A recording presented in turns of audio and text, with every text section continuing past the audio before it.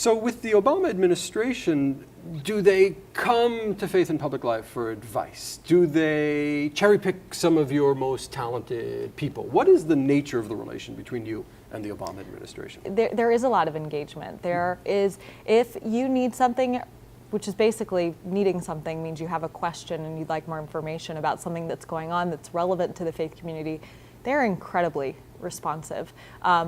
So I would say that they are very good about giving out information, and yes, we are in regular communication with people in the White House. Got it, but there's no red phone like in Batman. Remember Batman? Right? No. There's no red phone that connects you right to No the red White phone. House. I got to get a red phone. Okay, Katie, now's the time on Faith Complex when we get a little bit more pointed. So here's Okay, some questions I want to ask you. First of all, I want to preface this by saying I think every liberal American, come Christmas time, Hanukkah time, Kwanzaa time, should be sending you glazed hams, floral arrangements, chocolate, because you really cracked the code. And there was a code in American politics that religious You're issues... giving us too much credit. But glazed hams, at least thank glazed you, hams. Okay. Well, there was a code in American politics that the religion issue was owned by the Republican Party. And somehow FPL and a couple of other actors managed to wrestle that issue away, or that advantage point, immediately forthwith. And let me emphasize, there have been many other actors. Our whole model, as I explained before, we have a movement mission.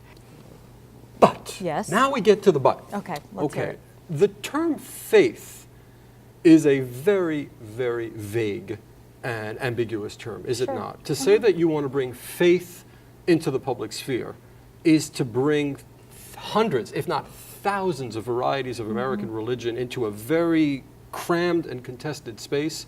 The idea of bringing faith into public life, is it even possible? Is it possible to listen to Nazarenes and Lubavitchers, Satmars and folks of the Foursquare Church? Is that actually possible, or are we really just inviting the bigs?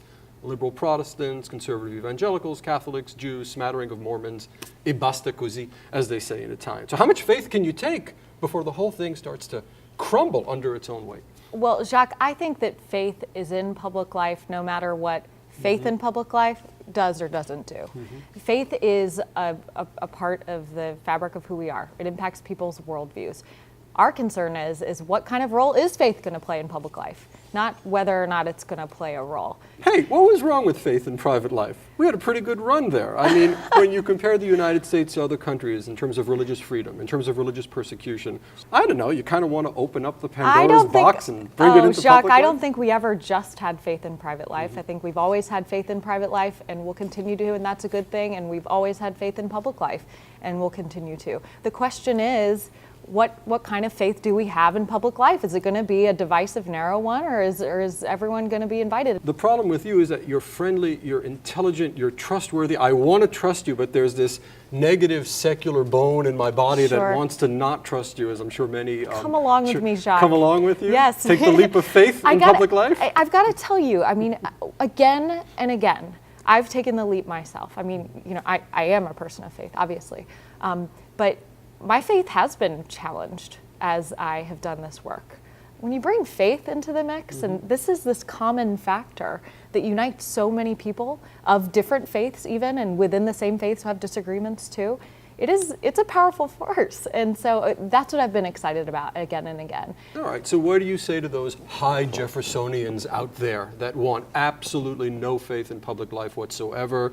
Calm them down, assuage their fears. What would you say to them? We absolutely believe in separation between religious and governmental institutions. We don't think that intermingling is good for either. So we will stand right by anyone who... You will man the barricades with secularists if they were like, I don't know, an Office of Faith-Based and Neighborhood Partnerships. Are you going to stand at the barricades with us? Well, what the Office of Faith-Based and Neighborhood Partnerships is about is not making the government be a sectarian. It absolutely respects the separation of church and state. What it's about is getting input from faith communities across America, because they recognize that they have an important perspective, and not only perspective and sort of bringing a moral or values or faith-based perspective to issues, but also unique and valuable experiences. Katie Paris, thank you so much for coming today. Thank you for having me, Jacques. And I just have the feeling we're going to be seeing a lot more of you on this show and a lot of other shows, and best of luck. Well, thank you for having me. It's a pleasure.